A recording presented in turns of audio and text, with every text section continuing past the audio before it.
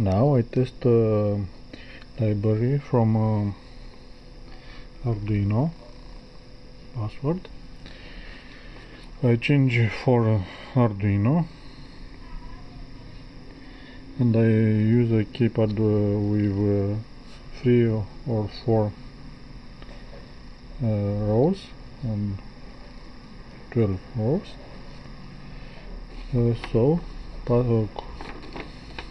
correct password is 1234. That's 1234. If I put push star, test display, and DS is for clear. See, wrong.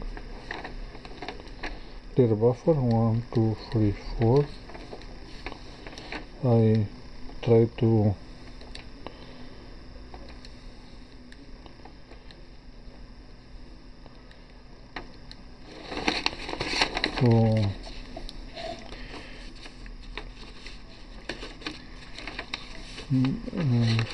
try system, but not work with another combination. So if I push DS,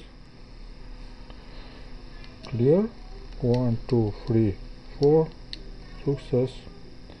And now I can change for another tests with PROM memory, etc.